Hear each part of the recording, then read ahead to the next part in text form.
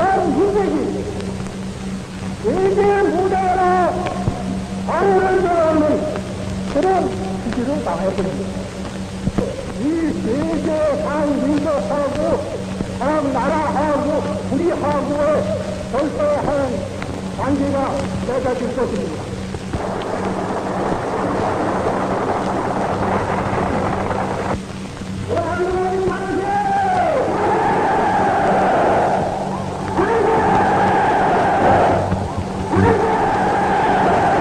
네, 안녕하십니까. 하남시 을 국회의원이자 백범 김구 선생의 증손 김용만입니다. 오늘은 김문수 장관이 지난 대정부 질문에서 백범의 국적을 묻는 질문에 중국인이라는 설도 있다라고 얘기한 것에 대해서 규탄을 하려고 온 자리고요. 또 이 자리에 또 함께 해주시고자 우리 이기현 의원님께서도 와주셨습니다. 그러면 기자회견문 읽도록 하겠습니다. 김문수 장관은 대한민국 장관은커녕 국민 자격조차 없습니다. 지난 2월 14일 국회 대정부 질문에서 일제강점기 김구 선생의 국적이 무엇인지 묻는 질문에 김구 선생은 중국 국적을 가졌다는 이야기도 있다. 국사학자들이 다 연구해 놓은 게 있다고 답변을 했습니다. 대체 누가 어떤 내용으로 그런 연구를 했는지 어디 가져와 보십시오. 할아버지께서 무덤에서 벌떡 일어날 소리고 수많은 독립운동가들이 지하에서 통곡할 역대급 망언입니다.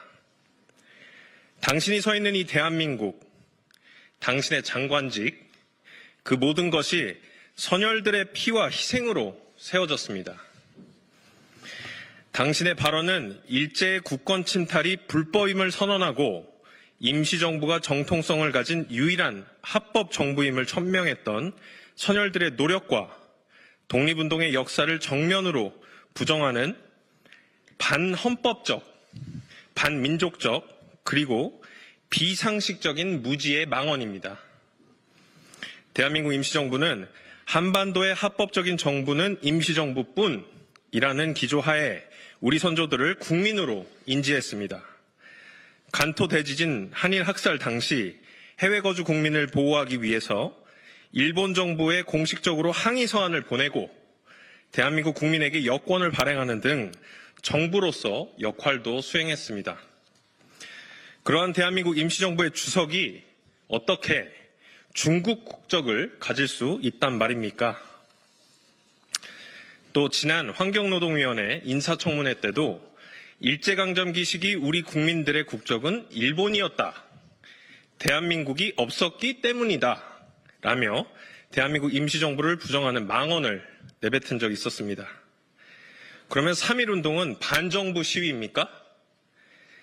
임시정부는 반국가단체이고 김구 주석은 반국가단체의 수장입니까? 이봉창, 윤봉길 의사는 테러리스트입니까? 윤석열 정부 국무조정실도 지난 국감 당시 한일 병합조약에 대한 공식 입장을 묻는 질문에 정부는 한일 강제병합조약이 우리 국민의 의사에 반하여 강압적으로 체결되었으며 따라서 원천적으로 무효라는 입장을 그간 일관되게 유지했다고 저에게 직접 답변했습니다. 쉽게 말해 일본에 복속당한 근거가 없으므로 우리 국민은 일본인이 된 적이 없는 것입니다. 그런데 대한민국 장관이라는 자가 대한민국 임시정부를 부정하고 대한민국 정부의 입장과 반대되는 국익저해 발언을 일삼고 있는 것입니다. 대체 어느 나라 장관입니까? 당신의 발언은 임시정부와 광복절을 부정하고 식민지 근대화론과 건국절을 주장하는 전형적인 뉴라이트 주장입니다. 김문수 장관에게 묻겠습니다. 왜 자꾸 일본 국적, 중국 국적 운운하는 것입니까? 일본 국적 인정을 통해 우리 민족이 근대화할 능력이 부족했다. 일본의 식민지배는 어쩔 수 없는 흐름이었다. 라고 얘기하는 뉴라이트의 주장을 변호하고 싶은 것입니까? 혹은 그렇게 적극적으로 해석을 해서 국익을 저해하려는 특수한 목적이 있는 것입니까? 참으로 통탄스럽습니다.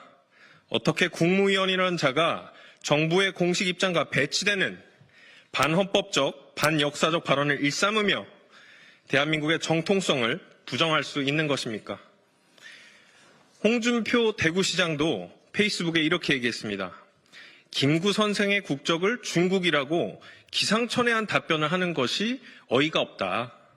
그리고 독립운동의 영웅 김구 선생의 국적이 중국이었다는 망발도 참으로 유감이다고 얘기를 했습니다. 본인들 내부에서도 인정받지 못하는 자가 장관이라고 나와서 대정부 질문에서 한 얘기라고는 믿기가 어렵습니다. 대한민국의 정통성과 근본을 뒤흔드는 자가 장관으로서 자격이 없습니다. 지금 즉시 당신이 강제적으로 국적을 바꾼 독립운동가 분들과 그 후손들에게 사죄하십시오. 그렇지 않으면 법적 조치뿐만 아니라 정국민적 저항에 부딪히게 될 것입니다. 2025년 2월 17일 백범 김구 중손이자 국회의원 김용만 말씀드렸습니다. 이상입니다.